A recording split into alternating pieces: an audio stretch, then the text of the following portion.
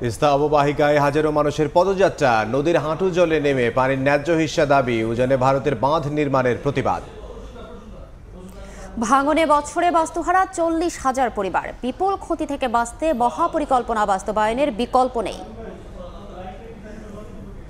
দেখছিলেন প্রধান শিরোনাম। দুপুরের সময় সঙ্গে আছি আমি ইমদাদুল হক এবং আমি ফারজানা লিনা। এবার অন্যান্য শীর্ষ সংবাদ। জাতিকে উদ্ধারের প্রকল্প অনেক বড়, শুধু নির্বাচন ও সংস্কারে শেষ হবে না কাজ। রাষ্ট্রকে নতুনভাবে গড়ার চেষ্টা করছে সরকার, তারুণ্যের উৎসবে উপদেষ্টা মাহফুজ। সরকারে থাকা ছাত্ররা কি কোনো দলের সঙ্গে জড়িত ছিল না? প্রশ্ন বিএনপি নেতা মঈন খানের। চিকেন নেক ঠিক রাখতে বাংলাদেশে টুঁটি চেপে ধরা মানবে না জনগণ। সংগঠিত হচ্ছে স্বৈরাচারের দোসররা, ডিসিদের সতর্ক থাকার নির্দেশ। যুবকদের দেয়া হচ্ছে ইউনিভার্সাল মিলিটারি ট্রেনিং, আইন মেনে জনগণকে সেবা দেওয়ার নির্দেশ। শেখ হাসিনার বিরুদ্ধে গণহত্যা মামলার তদন্ত শেষ হবে 1 মাসে, জানালেন চিফ প্রসিকিউটর। সাবেক 11 মন্ত্রী সহ 16 জনের তদন্ত প্রতিবেদন 20 এপ্রিল দাখিলের নির্দেশ।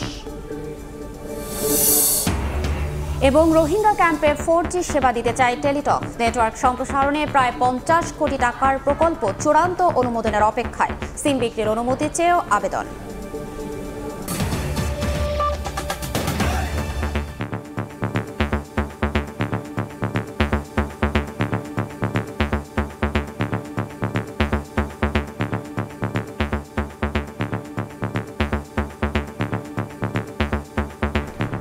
ভারতের আগ্রাসনের বিরুদ্ধে শুকিয়ে যাওয়া তিস্তার হাঁটু পানিতে নেমে ন্যায্য হিস্সা দাবি করেছেন উত্তরের জনপদের লাখো মানুষ। ভারতের উজানে বাঁধ নির্মাণ করে বাংলাদেশের মানুষকে বঞ্চিত করার বিরুদ্ধে আওয়াজ তুলেছেন তারা। উত্তরবঙ্গের 11টি স্থানে একযোগে এই কর্মসূচি চলছে 2 দিন ব্যাপী। এদিন বিভিন্ন জেলায় পদযাত্রা করেছেন তিস্তাপাড়ের মানুষ। মিজানুর রহমান ও মোবারক হোসেন শুভর ক্যামেরায় লালমনিরহাট থেকে আহমেদ সালেহিনের রিপোর্ট। শুকিয়ে যাওয়া নদীর হাঁটু জলে নেমে প্রতিবাদ। ভারতের আগ্রাসনের বিরুদ্ধে মরে যাওয়া নদীতে প্রতিবাদে হাজার হাজার মানুষের জমায়েত। প্ল্যাকার্ডের বার্তায় ছিল ভারতের আধিপত্যের বিরুদ্ধে বাংলাদেশের মানুষের অবস্থান। ভারতের উজানে একের পর এক বাঁধ নির্মাণ করে ভাটির দেশ বাংলাদেশকে পানি থেকে বঞ্চিত করার অভিযোগে লালমনিরহাটের তিস্তা নদীতে এই কর্মসূচি। কৃষক, শ্রমিক জনতার সঙ্গে অংশ নেন রাজনীতিবিদ, সামাজিক সাংস্কৃতিক অঙ্গনের মানুষও। আমাদের এই 48 ঘন্টা কর্মসূচি আমরা নিয়েছি। আমাদের এই দাবি দেওয়া না হওয়া পর্যন্ত আমরা এই দাবি চালিয়ে যাব। আমাদের এটা জনগণের দাবি, বঞ্চিত মানুষের দাবি। এই দাবি যদি বাস্তবায়ন করা না হয় তাহলে আবারও আমরা এর থেকে কঠোরতর কর্মসূচি দিতে বাধ্য হব। 2 দিন ব্যাপী তিস্তা নদী রক্ষা আন্দোলনের দ্বিতীয় ও শেষ দিন সকালে লালমনিরহাটের তিস্তা ব্রিজ থেকে শুরু হয় পদযাত্রা। লাখো জনতার অংশগ্রহণে প্রতিবাদ জানানো হয় আন্তর্জাতিক আইন অমান্য করে ভারতের বাঁধ নির্মাণের। 3 কিলোমিটার পথ পাড়ি দিয়ে রংপুরের কাউনিয়া বাজার ঘুরে আবারও লালমনিরহাটের তিস্তা ব্রিজে এসে শেষ হয় পদযাত্রা। জাগো বাহে তিস্তা বাঁচাও, এই আন্দোলন নিয়ে, এই স্লোগান নিয়ে তিস্তার এই ব্রিজের উপর দিয়ে পদযাত্রা চলছে। এই উত্তরবঙ্গের সাধারণ মানুষের যে জীবন জীবিকা নির্ভর করছে তিস্তা নদীর পানির কারণে, তার দাবিতে ভারতের আগ্রাসন রুখে দিয়ে তিস্তার পানির ন্যায্য হিস্সার দাবিতে আজকের এই পদযাত্রা, যেখান থেকে এই মানুষগুলো বলছেন তাদের জীবন জীবিকা নির্বাহ, ফসল ফলাদি উৎপাদন সহ সব কিছু নির্ভর করছে এই তিস্তার পানি দিয়ে। যে কারণে এই পানি তাদের জন্য কতটা মূল্যবান, কতটা তাদের জন্য গুরুত্বপূর্ণ তা আবারও প্রমাণ করতে রাজপথে নেমেছেন এই এলাকার উত্তরবঙ্গের বাসিন্দারা। কর্মসূচিতে অংশ নিয়ে নেতারা বলেন, ভারত আন্তর্জাতিক আইন লঙ্ঘন করে অন্যায়ভাবে বাংলাদেশের মানুষকে ন্যায্য পানি থেকে বঞ্চিত করছে। 2 কোটি মানুষের দীর্ঘদিনে চাওয়া পাওয়া, আজকে যে পানির জন্য চাওয়া পাওয়া, এটা জাগ্রত হয়েছে। মানুষ আজকে জাগ্রত হয়েছে তিস্তা বাঁচার জন্য। মানুষ আজকে জনগণকে বাঁচানোর জন্য জাগ্রত হয়েছে। এইবার আমরা এই তিস্তার যে সমস্যা, তিস্তার যে মেগা সিটি প্রকল্প যেটা বন্ধ হয়ে আছে, সবকিছু আমরা আদায় করতে সক্ষম হব। তিস্তার পাওনা বুঝে না পেলে আন্দোলন অব্যাহত থাকবে, আসবে কঠোর কর্মসূচি। আন্তর্জাতিক নদী আইনে আমাদের পানির যতটুকু হিস্সা সেটা আমাদেরকে দেয়া হোক। বারবার চুক্তি স্বাক্ষরের কথা আমরা শুনি, কিন্তু কোনো কারণেই সে চুক্তি স্বাক্ষরিত হচ্ছে না। দুদিনব্যাপী এই কর্মসূচি চলছে উত্তরবঙ্গের 11টি স্থানে। অংশ নিয়েছেন কুড়িগ্রাম, নীলফামারী, রংপুর, লালমনিরহাট ও গাইবান্ধা সহ উত্তরের সব জেলার মানুষ। দিনব্যাপী চলবে সাংস্কৃতিক ও সামাজিক অনুষ্ঠান ছাড়াও গ্রামীণ খেলাধুলা। বিকেলে একযোগে 11টি স্থানে ভার্চুয়ালি যুক্ত হয়ে বক্তব্য রাখবেন বিএনপির ভারপ্রাপ্ত চেয়ারম্যান তারেক রহমান। 48 ঘন্টার এই প্রতিবাদ শেষ হবে মধ্যরাতে। আহমেদ সালেহীন, সময় সংবাদ, লালমনিরহাট। এ নিয়ে বিস্তারিত জানবো। লালমনিরহাটের তিস্তা পাড় থেকে যোগ দিচ্ছেন সহকর্মী আহমেদ সালেহীন, রংপুরের মহিপুরে নাজমুল ইসলাম নিশাদ এবং কুড়িগ্রামের উলিপুরে আছেন বাদশা সৈকত এবং গাইবান্ধার হরিপুরে আছেন বিপ্লব ইসলাম। শুরুতেই আমরা যাব আহমেদ সালেহীনের কাছে। সালেহীন,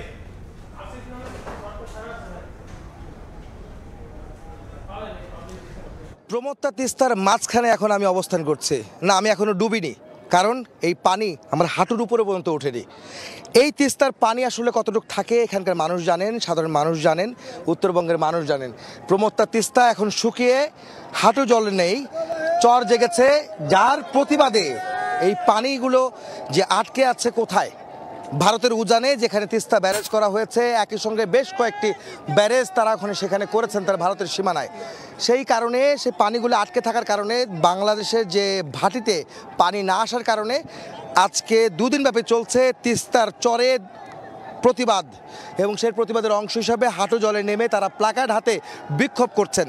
তারা বলছেন যে ভারত তাদের আন্তর্জাতিক আইন অমান্য করে পানি আটকে রেখেছে, পানি ধরে রেখেছে, যে কারণে শুষ্ক মৌসুমে ফসল ফলাদি ফলানোর জন্য যে ধরনের পানির প্রয়োজন সেই পানিটি তারা পাচ্ছেন না বাংলাদেশের মানুষ, এবং তারই সেই পানির ন্যায্য হিস্সা যেই আন্তর্জাতিক আইন অনুযায়ী যে পানির প্রয়োজন সেই পানির দাবিতে আজকে এখানে অবস্থান নিয়েছেন উত্তরবঙ্গের লাখো মানুষ। 11টি স্থানে একযোগে চলছে তিস্তার পাড়ে।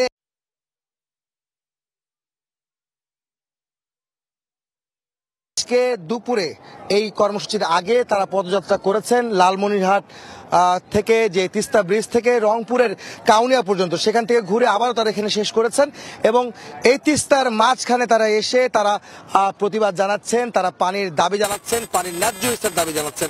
আপনারা জানেন যে গতকালকে এই অনুষ্ঠানের অর্থাৎ এই কর্মসূচির উদ্বোধন করেছিলেন বিএনপি মহাসচিব মির্জা ফখরুল ইসলাম আলমগীর এই চর অঞ্চলেই এইখানেই, এবং তিনি তার বক্তব্যে বলেছিলেন যে ভারত বাংলাদেশের বন্ধু হতে চাইলে অবশ্যই তাদেরকে বাংলাদেশকে পানি দিতে হবে, পানি না দিয়ে বন্ধুত্বের সম্মান আসলে তারা পাবেন না, এইটা কিন্তু মির্জা ফখরুল ইসলাম আলমগীর বলেছিলেন।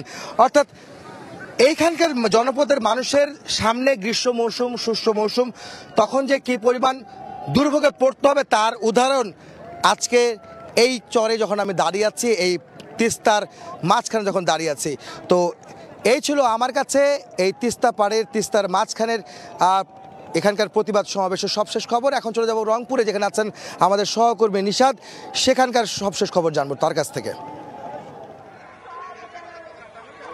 সকাল থেকেই নদী রক্ষা আন্দোলনের যে কর্মসূচি চলছে আজকে দ্বিতীয় দিন এবং শেষ দিনের মতো, আমরা দেখছি যে মহিমুর চরে যে পয়েন্ট করা হয়েছে দুটি, মূলত একটি লালমনিরহাট অংশে এবং একটি রংপুর অংশে, এবং সকাল থেকে আমরা দেখছি যে দ্বিতীয় দিনের কর্মসূচিতে অংশ নিতে নদী পাড়ের মানুষ ছাড়াও বিএনপি সহ অন্যান্য রাজনৈতিক এবং সামাজিক সাংস্কৃতিক সংগঠনের নেতাকর্মীরা এই কর্মসূচিতে অংশ নিয়েছে। এবং সকালে আমরা দেখেছি যে একটি পদযাত্রা, এরপরে তিস্তার পানিতে প্লাকার্ড হাতে নদীতে তারা নামেন। মূলত এর মধ্য দিয়ে তিস্তার যে শুষ্ক মৌসুমের আগে পানি শুকিয়ে গেছে, নাব্য হারিয়েছে, সেই প্রতিবাদী কর্মসূচি তারা পালন করেন।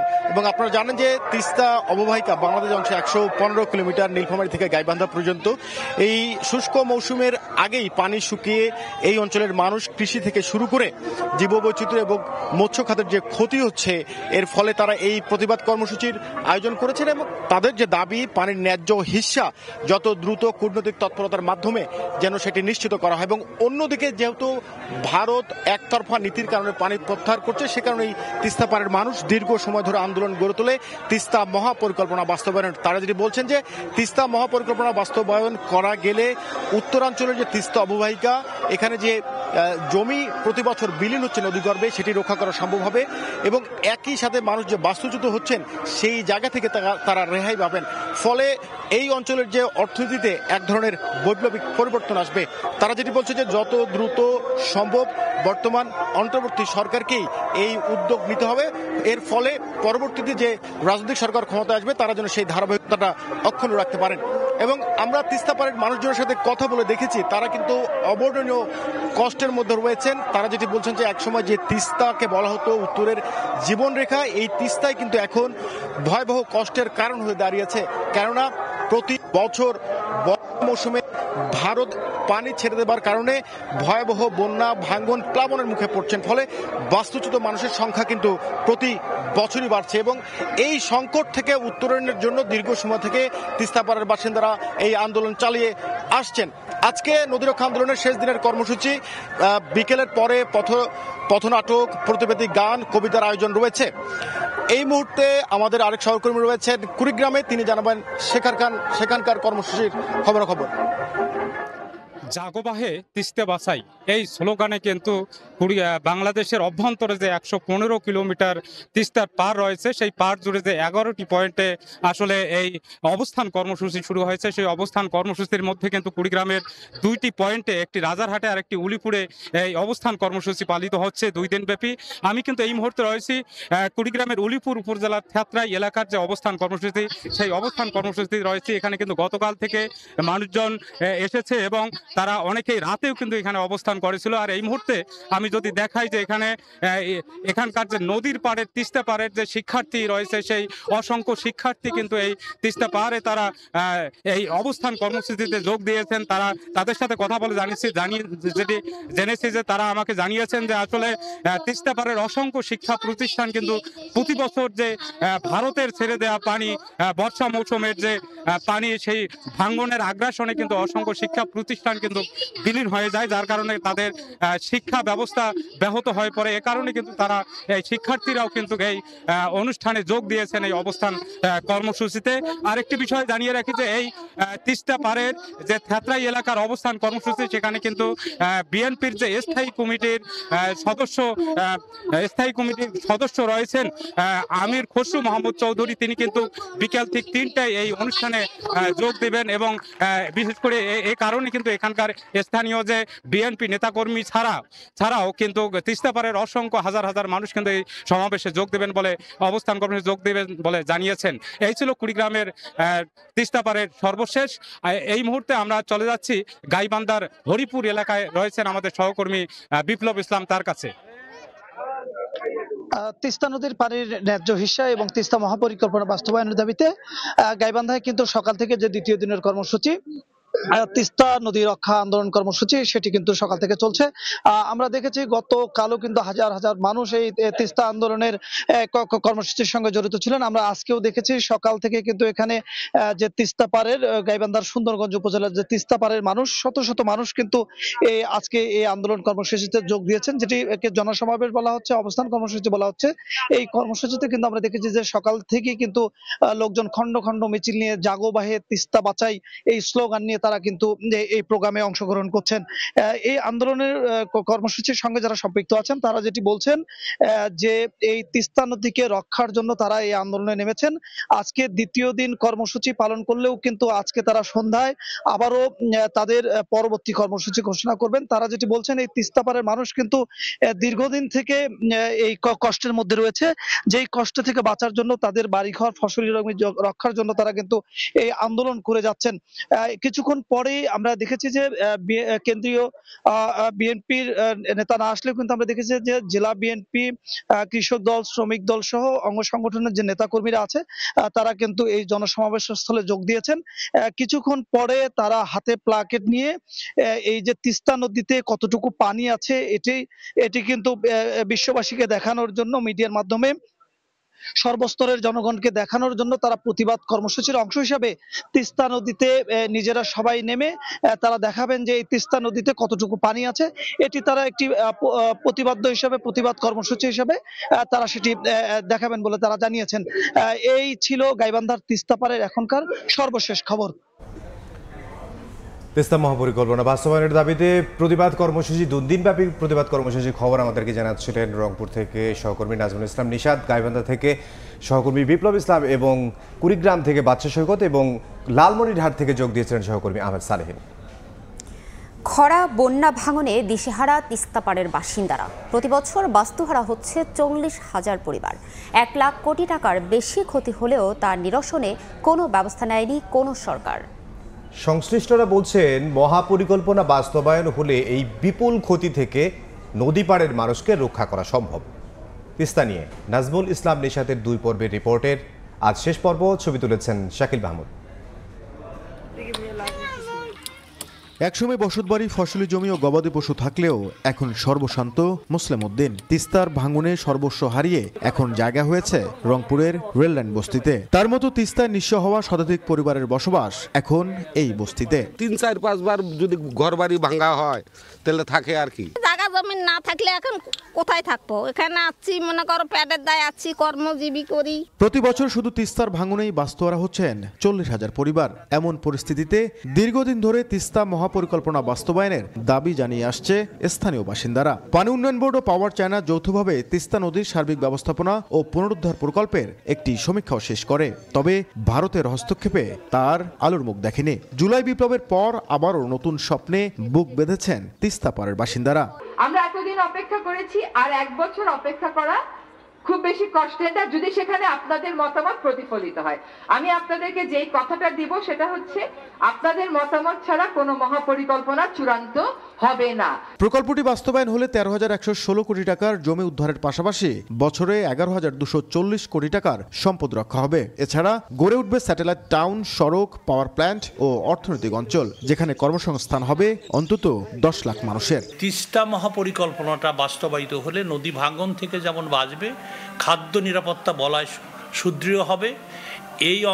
এই খাদ্য ঘাটতির যে জায়গাটা আমরা মোকাবেলা করতে পারবো। আমরা চাই যে তিস্তাকে সংস্কার করে এই যে গৃহহীন, ভূমিহীন, ছিন্নমূল মানুষগুলোর পুনর্বাসন হোক, তাদের কর্মসংস্থান সৃষ্টি হোক।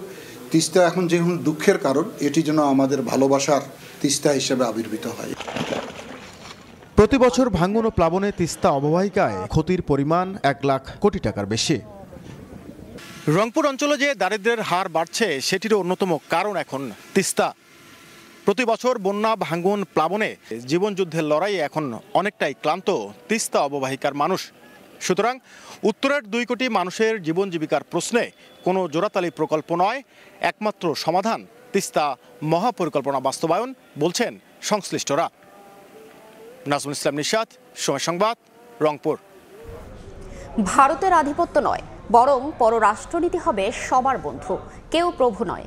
দেশে গত 15 বছরের পররাষ্ট্রনীতি ছিল নতজানু, যা শেখ হাসিনা ক্ষমতা ধরে রাখার জন্য করেছিলেন। সকালে গণঅভ্যুত্থান উত্তর বাংলাদেশের পররাষ্ট্রনীতি নতুন দিগন্তের সন্ধান শীর্ষক আলোচনা সভায় এসব কথা বলেন বিশিষ্টজনরা। এ সময় বিএনপির সাংগঠনিক সম্পাদক শামা ওবায়েদ বলেন, চিকেন নেক ঠিক রাখতে বাংলাদেশের টুঁটি চেপে ধরা মানবে না জনগণ। বিষয় জানলাম যে রাজধানীর ইস্কাটনের বিস অডিটোরিয়ামে দিনব্যাপী জাতীয় সংলাপে নাগরিক কমিটির আয়োজনে আলোচ্য বিষয় কেমন হবে গণ অভ্যুত্থান পরবর্তী কূটনীতি। জুলাই রেভলিউশনের পরে আমাদের একটা বড় আলোচকরা বলেন, গেল 15 বছর আওয়ামী লীগ সরকার নতজানু পররাষ্ট্র নীতি প্রতিষ্ঠা করেছিল। ক্ষমতায় টিকে থাকতে একটি দেশের দাস হিসেবে দেশ পরিচালনা করেছে। পররাষ্ট্র নীতিতে ইস্যুভিত্তিক কাজ করার উপর গুরুত্বারোপ করেন বক্তারা। তারা বলেন, গণ অভ্যুত্থানের পরে দেশকে নিয়ে যেন কোনো বহিঃশক্তি খেলতে না পারে সে বিষয়ে সতর্ক থাকতে হবে। আলোচনার মাধ্যমে ডায়ালগ শুরু করা, তার মাধ্যমে আসলে আমাদের ফরেন পলিসির বেসিক জায়গাগুলো কি হবে, আমরা কার সাথে অ্যালাইন্ড হব, কতটুকু অ্যালাইন্ড হব, আমাদের অ্যালাইন্ড হতে হবে। ভারত সেল করার চেষ্টা করেছে যে বাংলাদেশে রাইটিস্ট টার্ন হওয়ার, মানে রাইটিস্টরাই ক্ষমতা দখল করেছে, এই ধরনের কথাবার্তা, সেটার পক্ষে যাওয়ার মতো বেশ কিছু পরিস্থিতি তৈরি করেছে। সো এটাও আমাদের একটা এই অঞ্চলের স্ট্র্যাটেজিক একটা চ্যালেঞ্জ তৈরি করতে যাচ্ছে। একই কারণে তারা এখন রিফর্মের বিরোধিতা করছে। পুরোটা ব্যাপারই আছে যে বাংলাদেশে একটা ডেমোক্রেটিক স্টেট হিসেবে দাঁড়াতে না দেয়া। এই জায়গা থেকে আমাদেরকে ব্যাপারটা বুঝতে হবে এবং এখানে রিফর্মটাকে, এই কারণেই আমাদের এখন যে রিফর্মগুলো চলছে, আমি সকল রাজনৈতিক দল সহ সকল পক্ষকে অনুরোধ জানাবো যে তারা যেন মানে খুব বেশি এমন তাড়াহুড়া যেন আমরা না করি অবশ্যই ইলেকশন হতে হবে, কিন্তু এমন তাড়াহুড়া করে যেন আমরা না করি যে এখানে রিফর্মগুলো ভেস্তে যায়। শত্রু এবং স্বার্থ এ দুটি বিষয় চিহ্নিত করে পররাষ্ট্রনীতি হওয়া দরকার বলে মত দেন রাজনৈতিক ব্যক্তিরা। ভারত তাদের চিকেন নেক ঠিক রাখতে বাংলাদেশের টুটি চেপে ধরেছে, যা জনগণ মেনে নেবে না বলেও মন্তব্য করেন তারা। কোনো একটি দেশের ফরেন পলিসি, সেই সরকারের ফরেন পলিসি কখনোই সেই সরকার বা সেই দেশের জনগণের পক্ষে যাবে না যদি সেই সরকারটি দেশপ্রেমিক না হয়, নিজের দেশের স্বাধীনতা এবং সার্বভৌমত্বকে রক্ষা না করতে পারে। 2009 সালে থেকে বাংলাদেশের কোনো ফরেন পলিসি ছিল না, কারণ আমাদের বর্ডারকে রক্ষা করার মতো যাদেরকে রক্ষা করবে তাদেরকে সুপরিকল্পিতভাবে হত্যা করা হয়েছিল।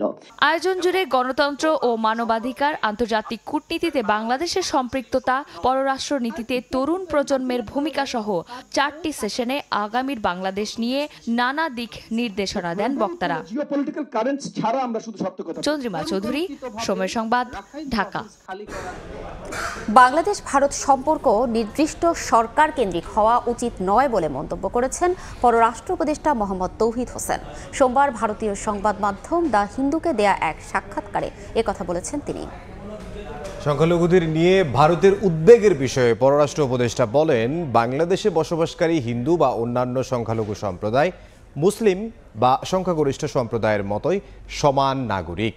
তারা সম অধিকার এবং একই রকম সুরক্ষা পান।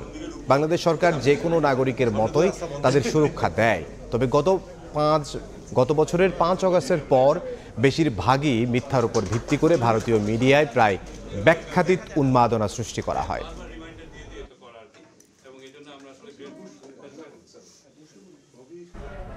জাতিকে উদ্ধারের প্রকল্প অনেক বড়। শুধু নির্বাচন ও সংস্কারে শেষ হবে না কাজ। রাষ্ট্রকে নতুনভাবে গড়ার চেষ্টা করছে অন্তর্বর্তী সরকার। সকালে পিআইবিতে তারুণ্যের উৎসবের আনুষ্ঠানিক উদ্বোধন করে উপদেষ্টা মাহফুজ আলম আরও বলেন, শেখ হাসিনার বিচার করতে পারলে স্বপ্ন পূরণ হবে সবার। একই অনুষ্ঠানে প্রেস সচিব শফিকুল আলম বলেন, শেখ হাসিনাকে হটাতে বুড়ো রাজনীতিবিদরা ব্যর্থ হলেও সফল হয়েছে তরুণরা। শহীদ শাকিলের মাকে নিয়ে এই আয়োজন উদ্বোধন করেন উপদেষ্টা মাহফুজ আলম ও প্রধান উপদেষ্টার প্রেস সচিব শফিকুল আলম। এ সময় ছেলের নির্মম মৃত্যুর কথা স্মরণ করতে গিয়ে জ্ঞান হারিয়ে ফেলেন মা বিবি আয়েশা। পরে আলোচনা সভায় প্রেস সচিব বলেন, বুড়ো নেতৃত্ব শেখ হাসিনাকে হটাতে ব্যর্থ হলেও তরুণরা পেরেছে, তাই তাদেরকে উজ্জীবিত করতে হবে। বুড়ো যে লিডারশিপ সেটা পারে নাই এই হাসিনার মতো একটা ভয়ঙ্কর ডিক্টেটরশিপকে কনফ্রন্ট করতে। বারবার বড় বড় মিছিল হয়েছে নয়াপল্টনের সামনে বা পুরো ঢাকা জুড়ে, কিন্তু আমরা কেউ দাঁড়াতে পারিনি। একদিন হঠাৎ তরুণরা বললো যে আমরা দাঁড়াবো, এবং দেখেন তারপরে কিভাবে চেঞ্জ এসছে। তরুণদের যে এনার্জিটাকে সেটা আমরা হারনেস করতে চাচ্ছি। গুম খুনের দায়ে শেখ হাসিনার বিচার নিশ্চিত করতে পারলে স্বপ্ন পূরণ হবে জানিয়ে উপদেষ্টা মাহফুজ আলম বলেন, জাতিকে উদ্ধারের প্রকল্প অনেক বড়। কেবল নির্বাচন ও সংস্কারই শেষ হবে না কাজ। এই তরুণদেরকেই তো শেখ হাসিনা পাঠশালায় ভর্তি করে তাদের মাথা ব্রেইন ওয়াশ করে শেখ মুজিবের বন্দনা, শেখ হাসিনার বন্দনা, এসবের মধ্যে দিয়ে একটা কয়েকটা প্রজন্মকে তৈরি করে 2041 সাল পর্যন্ত ক্ষমতা স্থায়ী করা তাদের পরিকল্পনা ছিল। এই জাতিকে উদ্ধারের প্রকল্প একটা বড় সড়ো প্রকল্প। এটা শুধু নির্বাচন সংস্কার বা কয়েকটা প্রতিষ্ঠানের সংস্কার দিয়ে হবে না। উৎসবে জুলাই অভ্যুত্থান নিয়ে নির্মিত শ্রাবণ গুচ্ছ সহ আরও বেশ কিছু চলচ্চিত্রের অভিষেক হয়। উন্মোচন করা হয় জুলাই আর্কাইভ, যেখানে রাখা আছে সংবাদ, গান ও প্রতিবাদী স্লোগান। মেহেদী হাসান, সময় সংবাদ, ঢাকা।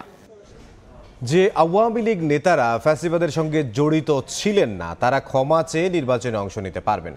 সচিবালয়ে গণমাধ্যম কর্মীদের প্রশ্নের জবাবে তথ্য উপদেষ্টা নাহিদ ইসলামকে উদ্ধৃতি দিয়ে একথা জানান স্থানীয় সরকার উপদেষ্টা আসিফ মাহমুদ সজীব ভূঁইয়া।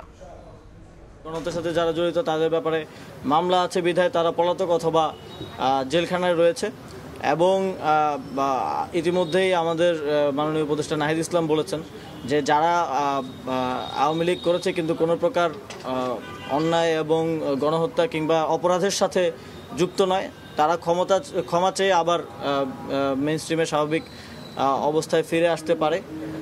এবং সেই জায়গা থেকে কেউ যদি নির্বাচন করে তাতেও কোনো বাধা নেই, কিন্তু কেউ যদি কেউ যদি কনভিক্টেড থাকে, এই গণহত্যার সাথে জড়িত থাকে, তাহলে তাকে কোনোভাবেই নির্বাচনে আসতে দেয়। বৈষম্য বিরোধী নাগরিক আন্দোলনের সমন্বয়ক, নাগরিক কমিটি বা সরকারে যারা দায়িত্ব পালন করছেন তারা কতজন ছাত্র? তারা কি কোনো রাজনৈতিক দলের সঙ্গে জড়িত ছিলেন না?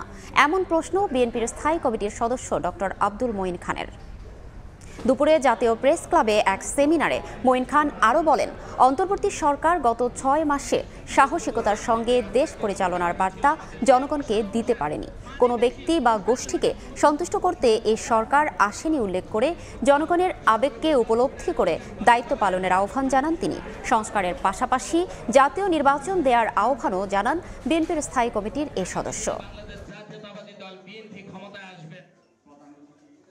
দ্রুততম সময়ে এ দেশকে স্বৈরতন্ত্রের যে অধ্যায় ছিল সেই অধ্যায় থেকে গণতন্ত্রের অধ্যায়ে রূপান্তর করতে হবে একটি সুষ্ঠু নিরপেক্ষ নির্বাচনের মাধ্যমে। সরকারকে সেই চ্যালেঞ্জটা গ্রহণ করতে হবে। চ্যালেঞ্জটা কিন্তু খুব মারাত্মক একটি চ্যালেঞ্জ, এটা কোনো ছোটোখাটো চ্যালেঞ্জ নয়। স্বৈরাচারের দোসররা সংগঠিত হচ্ছে উল্লেখ করে এ বিষয়ে ডিসিদের সতর্ক থাকার নির্দেশনা দেওয়া হয়েছে বলে জানিয়েছেন প্রধান উপদেষ্টার প্রতিরক্ষা বিষয়ক বিশেষ সহকারী অবসরপ্রাপ্ত লেফটেন্যান্ট জেনারেল আব্দুল হাফিজ। যুবকদের ইউনিভার্সাল মিলিটারি ট্রেনিং দেওয়া হচ্ছে বলেও জানিয়েছেন তিনি। এদিকে আইন শৃঙ্খলা পরিস্থিতির আরও উন্নতির পাশাপাশি দুর্নীতি বন্ধে জেলা প্রশাসকদের কাজ করার নির্দেশনা দেওয়ার কথা জানিয়েছেন স্বরাষ্ট্র উপদেষ্টা। আইন নীতি এবং সংবিধান মেনে জনগণকে সেবা দেওয়ার নির্দেশনা দিয়েছেন আইন উপদেষ্টা। 3 দিনব্যাপী জেলা প্রশাসক সম্মেলনের সমাপনী দিনে মঙ্গলবার 17টি মন্ত্রণালয়ের সঙ্গে ছিল ডিসিদের কার্য অধিবেশন। প্রতিরক্ষা, স্বরাষ্ট্র, আইন ও পররাষ্ট্র সহ এসব মন্ত্রণালয় কেন্দ্রিক ডিসিদের দেয়া বিভিন্ন প্রস্তাব নিয়ে আলোচনা হয়। এ সময় তাদেরকে বিভিন্ন নির্দেশনা দেন সংশ্লিষ্ট উপদেষ্টা ও প্রধান উপদেষ্টার বিশেষ সহকারীরা। সকালে প্রথম অধিবেশনে ডিসিদের সঙ্গে প্রতিরক্ষা মন্ত্রণালয় ও সশস্ত্র বাহিনী বিভাগের বৈঠক শেষে প্রধান উপদেষ্টার বিশেষ সহকারী অবসরপ্রাপ্ত লেফটেন্যান্ট জেনারেল আব্দুল হাফিজ জানান, লুট হওয়া 1400 অস্ত্র ও গোলাবারুদের একটি বড় অংশই এখনো উদ্ধার হয়নি। বলেন, স্বৈরাচারের দোসররা সংগঠিত হচ্ছে, যুবকরাও সন্ত্রাসী কার্যক্রমে যুক্ত হচ্ছে।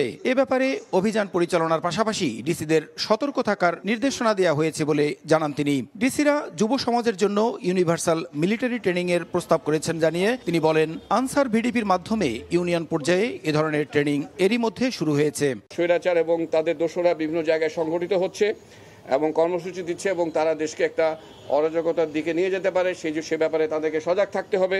আমাদের যুব সমাজের জন্য একটা ইউনিভার্সাল মিলিটারি ট্রেনিং এর ব্যবস্থা করা যায় কিনা, যেখানে আমাদের যুব সমাজের যারা আছেন তারা মিলিটারি ট্রেনিং পেতে পারেন এবং তারা দেশের প্রতিরক্ষায় তারা অংশগ্রহণ করতে পারে। আইন মন্ত্রণালয়ের সঙ্গে বৈঠকে আইন, নীতি এবং সংবিধান মেনে জনগণকে সেবা দিতে ডিসিদেরকে নির্দেশনা দেওয়া হয়েছে বলে জানান আইন উপদেষ্টা আসিফ নজরুল। আইনে যা আছে, নীতিমালায় যা আছে, সংবিধানে যা আছে সেটা মেনে চললে জনগণের সেবা আর কল্যাণ দেওয়া ছাড়া ওনাদের কোনো কাজই নাই।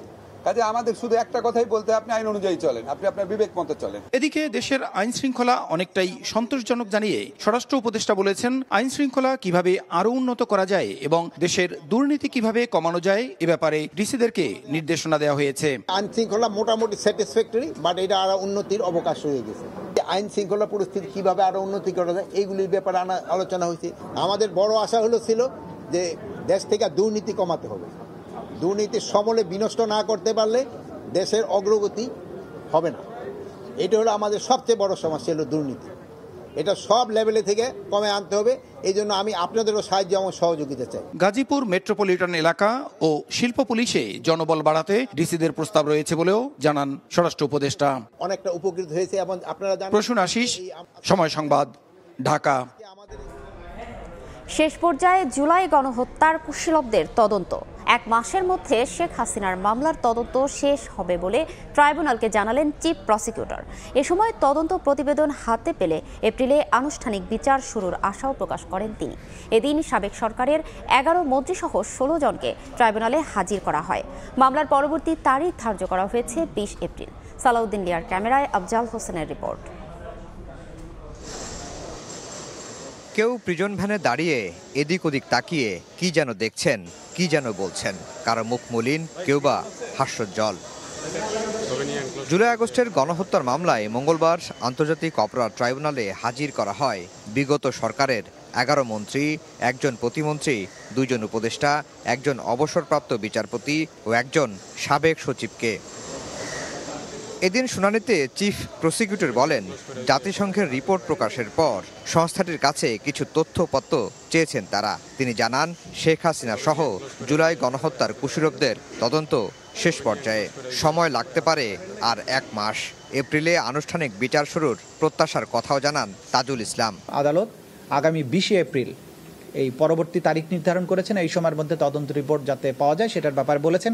আদালত যেটা বলেছেন যে তাড়াহুড়া করতে গিয়ে তদন্ত রিপোর্ট যাতে কোনো ত্রুটিপূর্ণ না হয় সেই ব্যাপারেও খেয়াল রাখবেন। আগামী মাসের মধ্যেই সাবেক প্রধানমন্ত্রী শেখ হাসিনার বিরুদ্ধে সেটার তদন্ত রিপোর্ট দাখিল করা সম্ভব হতে পারে বলে আমরা আশা করছি।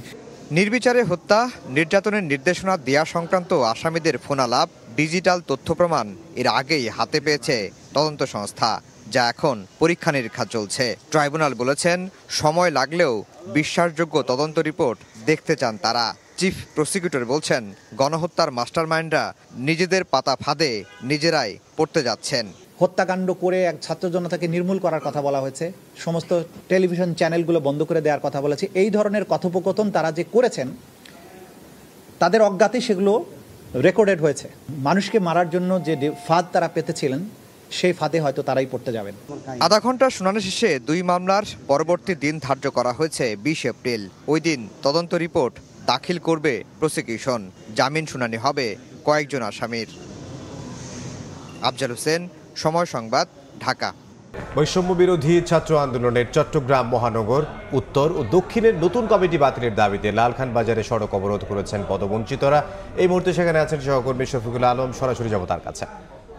শফিক, গতরাতে বৈষম্য বিরোধী ছাত্র আন্দোলনের চট্টগ্রাম মহানগর উত্তর এবং দক্ষিণের কমিটি ঘোষণা করা হয়েছিল। সেই ঘোষণা বাতিলের দাবিতে, সেই কমিটি বাতিলের দাবিতে রাস্তা অবরোধ করে রেখেছেন বৈষম্য শিক্ষার্থীদের একটি অংশ, যারা আসলে পদবঞ্চিত হয়েছেন তাদের একটি অংশ, এবং যারা পদ নিয়ে সন্তুষ্ট না তারা এই যে বৈষম্য শিক্ষার্থীদের যে আন্দোলনের সড়ক অবরোধের কারণে কিন্তু দীর্ঘ প্রায় 3 থেকে 4 কিলোমিটার এলাকা জুড়ে যানজটের সৃষ্টি হয়েছে, এবং তারা কিনা রাস্তায় বসে সেই প্রায় আধা ঘন্টা থেকে 1 ঘন্টা থেকে সেই অবরোধ কর্মসূচি পালন করে। গতকালকে কিন্তু প্রায় 317 জনের উত্তরে দক্ষিণ এবং মহানগর কমিটি দিয়েছে। সেই কমিটি বাতিলের দাবিতে সকাল 11:30টার দিকে যারা বঞ্চিত হয়েছেন এবং যারা সন্তুষ্ট না তারা কিন্তু আন্দোলন শুরু করেন, এবং চট্টগ্রামের 11:30টার দিকে চট্টগ্রাম প্রেস ক্লাবে তারা সংবাদ সম্মেলন করেন।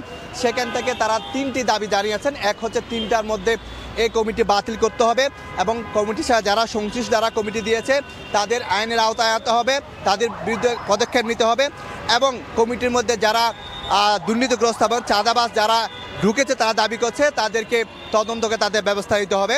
গতকালকে যে কমিটি দেওয়া হয়েছে তার পরপরই ফেসবুক জুড়ে আমরা দেখেছিলাম নানা সমালোচনার আমরা ঝড় দেখেছিলাম। তারপরে কিন্তু তারা নানা কর্মসূচি পালন করছে। এই মুহূর্তে আপনি দেখতে পাচ্ছেন এটি হচ্ছে চট্টগ্রামের বহরদাহার থেকে শাহ আমানত আন্তর্জাতিক বিমানবন্দর থেকে সবচেয়ে বড় প্রধান যে সড়ক, সেখানে প্রায় 1 ঘন্টা ধরে দিন যানজট সৃষ্টি হয়েছে, এবং সাধারণ মানুষের ভোগান্তি তো আছে সেটা আমরা দেখতে পাচ্ছি। তবে শিক্ষার্থীদের যে দাবি, তারা বলছেন যে এখানে যে কমিটি হয়েছে সেখানে ছাত্রলীগের নেতাকর্মী সেখানে ঢোকানো হয়েছে, বিভিন্ন গ্যাংয়ের শিক্ষার্থীদের সেখানে ঢোকানো হয়েছে, এবং ব্যবসায়ীদের সেখানে ঢোকানো হয়েছে, সে অভিযোগগুলো তারা বলছেন। এবং তারা বলছেন যারা যে 24-এ যে স্পিড সেটিকে অবহেলা করা হচ্ছে, এবং যারা মূল কমিটির সাথে প্রথম থেকে এবং জুন থেকে যারা আন্দোলনের সাথে সম্পৃক্ত সেরকম শিক্ষার্থীরা এই কমিটির মধ্যে নাই। সেই জন্য তারা মহানগর উত্তর এবং দক্ষিণে যে কমিটি দেওয়া হয়েছে সেই কমিটির জন্য হাসাদ আবদুল্লাহকে দায়ী করেছেন, এবং যারা ছিল তাদেরকে দায়ী করেছেন, এবং এই কমিটি বাতিলের দাবি জানিয়েছেন। এই ছিল আমাদের সর্বশেষ তথ্য। চট্টগ্রাম থেকে সহকর্মী শফিকুল আলম।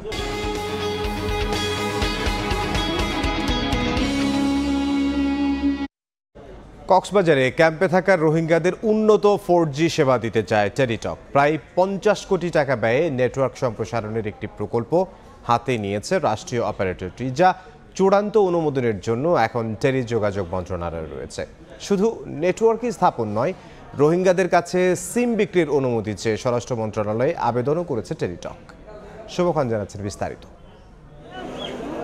মিয়ানমারের সেনাবাহিনীর নির্যাতনের মুখে পালিয়ে আসা প্রায় ১৩ লাখের বেশি রোহিঙ্গা বাস করছে কক্সবাজারের উখিয়া ও টেকনাফের ৩৩টি ক্যাম্পে। বিটিআরসির এক প্রতিবেদনে বলা হয়েছে এসব ক্যাম্পে প্রায় ৩.৫ লাখ মোবাইল ফোন ব্যবহারকারী রয়েছে। হ্যান্ডসেটগুলোতে একই সঙ্গে মিয়ানমার এবং স্থানীয়দের যোগসাজশে নেয়া দেশীয় অপারেটরদের সিম ব্যবহৃত হচ্ছে। এই অবস্থায় কক্সবাজার জেলায় রোহিঙ্গা ক্যাম্পসমূহের অভ্যন্তরে এবং পার্শ্ববর্তী সংযোগ সড়কসমূহে নিরবচ্ছিন্ন কাভারেজ প্রদানের জন্য 4G মোবাইল ব্রডব্যান্ড নেটওয়ার্ক সম্প্রসারণ শীর্ষক প্রকল্প হাতে নিয়েছে টেলিটক, যার আওতায় উখিয়া ও টেকনাফের কুতুপালং, হাকিমপাড়া, জামতলী, উঞ্চিপ্রাং, শামলাপুর, চাকমারকুল, লেদা এলাকায় ৩৩টি টাওয়ার নির্মাণ করা হবে। ১২ মাস মেয়াদী এই প্রকল্পে ব্যয় ধরা হয়েছে প্রায় ৫০ কোটি টাকা, যা আসবে সামাজিক দায়বদ্ধতা তহবিল থেকে। টেলিটক সূত্র বলছে, নেটওয়ার্ক সম্প্রসারণের প্রকল্পটি অনুমোদনের জন্য এরই মধ্যে টেলিযোগাযোগ মন্ত্রণালয়ে পাঠানো হয়েছে। তবে প্রকল্প অনুমোদনের আগে স্বরাষ্ট্র মন্ত্রণালয় থেকে নিবন্ধনের মাধ্যমে রোহিঙ্গাদের কাছে সিম বিক্রির অনুমতি নিতে বলেছে টেলিযোগাযোগ মন্ত্রণালয়। অনুমতি চেয়ে গেল বছরের ১৯ নভেম্বর স্বরাষ্ট্র মন্ত্রণালয়ে চিঠিও দিয়েছে টেলিটক। তবে এ বিষয়ে ক্যামেরায় কথা বলতে রাজি হয়নি অপারেটরটি। বিটিআরসি বলছে, সীমান্ত এলাকায় টাওয়ার স্থাপনের ক্ষেত্রে বিদ্যমান নীতিমালা অনুসরণ করতে হবে টেলিটককে। রোহিঙ্গার ওই জায়গায় ওনারা যে কমিউনিকেশন দেওয়া হবে, তাদেরকে যে সিম দেওয়া হবে, ওনার তো এনআইটি নাই, তাহলে কেমন করে দেওয়া হবে এইটাও সরকারকে আগে সিদ্ধান্ত নিতে হবে, তারপর হয়তো এটা বাস্তবায়ন করা সম্ভব। এটা আমাদের কাছে এখনো আসে নাই বা এসএফ কমিটিতেও আসে নাই। প্রকল্প বাস্তবায়ন হলে অন্য অপারেটররাও টাওয়ারগুলো শেয়ার করতে পারবে বলে জানিয়েছে টেলিটক। শুভ খান, সময় সংবাদ, ঢাকা। আইসিসি চ্যাম্পিয়ন্স ট্রফিকে সামনে রেখে নিশ্চিদ্র নিরাপত্তা ব্যবস্থা গড়ে তুলেছে পাকিস্তানের আইনশৃঙ্খলা বাহিনী। ৩০ বছর পর দেশটিতে আয়োজিত এই আইসিসি ইভেন্টে কোনো ফাঁকফোকর রাখছে না পাক প্রশাসন। খেলোয়াড় এবং টুর্নামেন্ট সংশ্লিষ্টদের আয়রন ক্ল্যাড নিরাপত্তা দেওয়া হবে বলে জানিয়েছেন উচ্চপদস্থ এক পুলিশ কর্মকর্তা। ইতোমধ্যে বিভিন্ন বাহিনীর ২০,০০০ অতিরিক্ত সদস্য মোতায়েন করা হয়েছে করাচি, লাহোর এবং রাওয়ালপিন্ডিতে। আমূল বদলে ফেলা হয়েছে এই ৩ শহরের ট্রাফিক ব্যবস্থাও। পাকিস্তানে বৈশ্বিক ইভেন্ট আর তার আগে নিরাপত্তা ব্যবস্থা নিয়ে কথা হবে না, তা কি হয়? এই নিরাপত্তার অজুহাত দেখিয়েই তো পাকিস্তান আসা থেকে বিরত থাকলো ভারত। টুর্নামেন্ট গেল হাইব্রিডে। স্বাভাবিকভাবেই আসর শুরুর একদিন আগে তাই নিরাপত্তা ব্যবস্থার বিস্তারিত নিয়ে কথা বলতে হলো পাক প্রশাসনকে। তবে এ দফায় পুরো ক্রিকেট দুনিয়াকেই অবাক করে দেওয়ার প্রস্তুতি নিয়ে রেখেছে পাকিস্তান। অন্তত নিরাপত্তা ইস্যুতে তারা যে কোনো ছাড় দেবে না তা হলফ করেই বলা যায়। রয়টার্সকে দেয়া সাক্ষাৎকারে চ্যাম্পিয়ন্স ট্রফির নিরাপত্তার দায়িত্বে থাকা পাকিস্তান পুলিশের ডিআইজি মাকসুদ আহমেদ সে নিশ্চয়তাই দিয়েছেন ক্রিকেট দলগুলোকে। ৩০ বছর পর আইসিসি ইভেন্ট আয়োজনের দায়িত্ব পাওয়ায় কোনোভাবেই এ সুযোগ হেলায় হারাতে রাজি নন তারা। ক্রিকেটার এবং টুর্নামেন্ট সংশ্লিষ্টদের আয়রন ক্ল্যাড নিরাপত্তা দেওয়ার প্রতিশ্রুতি মাকসুদের। এ মুহূর্তে বিশ্বে যত ধরনের আধুনিক প্রযুক্তি আছে আমরা নিরাপত্তার জন্য সেগুলো ব্যবহার করছি, যেখানে আছে ড্রোন এবং এন্টি ড্রোন প্রযুক্তিও। ক্রিকেটারদের চলাফেরার জায়গা, হোটেল, অনুশীলন মাঠ সবকিছু থাকবে পাকিস্তান পুলিশের তত্ত্বাবধানে। স্নাইপার রাখা হবে বেশ কয়েকটি গুরুত্বপূর্ণ জায়গায়। আমরা কথা দিচ্ছি নিরাপত্তা নিয়ে কেউ কোনো ধরনের প্রশ্ন তুলতে পারবে না। লাহোর, করাচি এবং ইসলামাবাদ, রাওয়ালপিন্ডিতে ইতোমধ্যে অতিরিক্ত 20,000 আইন শৃঙ্খলা বাহিনীর সদস্য মোতায়েন করেছে রাজ্য প্রশাসন। টিম হোটেল, ক্রিকেটারদের মাঠে যাওয়ার সড়ক এবং মাঠের আশপাশে বসানো হয়েছে বিশেষ নিরাপত্তা বাংকার। সড়কের ট্রাফিক সিগন্যালিং সিস্টেমকেও বদলে ফেলা হয়েছে পুরোপুরি। বসানো হয়েছে 10,000 কৃত্রিম বুদ্ধিমত্তা সম্পন্ন সিসি ক্যামেরা। ব্যাকআপ হিসেবে রাখা হয়েছে বিশেষ সোয়াট বাহিনীকে। আর সার্বিক ব্যবস্থা তত্ত্বাবধান করবে পাকিস্তান সেনাবাহিনী এবং রেঞ্জার্স। আমি এবং আমার টিমের সদস্যরা রাত দিন এক করে কাজ করে যাচ্ছি। নতুন নতুন অনেক কিছু যুক্ত হয়েছে এবারের ব্যবস্থায়। ভেন্যু এবং হোটেলের নিরাপত্তায় ট্রাফিক রুটস, ডিউটি সব বদলে ফেলা হয়েছে। এত কিছুর পরও যদি আমাদের কোনো ব্যর্থতা পাওয়া যায় তখন পাকিস্তান আর্মি, রেঞ্জার্স, সোয়াট তারা প্রস্তুত থাকবে দায়িত্ব বুঝে নিতে। এদিকে দেশ জুড়ে এই দামামায় ব্যাহত হবে পাকিস্তানের নাগরিকদের স্বাভাবিক জীবনযাত্রা। ঘন্টার পর ঘন্টা কেটে যেতে পারে ট্রাফিক জ্যামে বসেই। যদিও 30 বছর পর আয়োজিত এই আইসিসি ইভেন্টের জন্য সব কিছু ছাড় দিতে প্রস্তুত সাধারণ পাকিস্তানিরা। নিয়ন মোহাইমিন, সময় সংবাদ। এ পর্যায়ে শীর্ষ সংবাদগুলো জানিয়ে দিচ্ছি আরও একবার।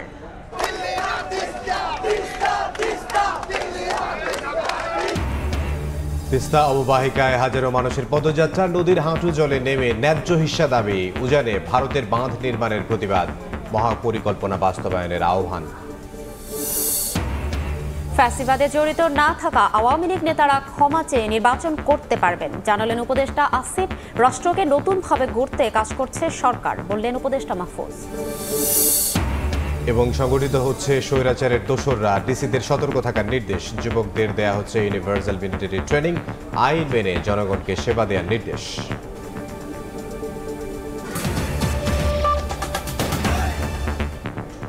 এই ছিল দুপুরের সময়। সঙ্গে থাকুন সময়।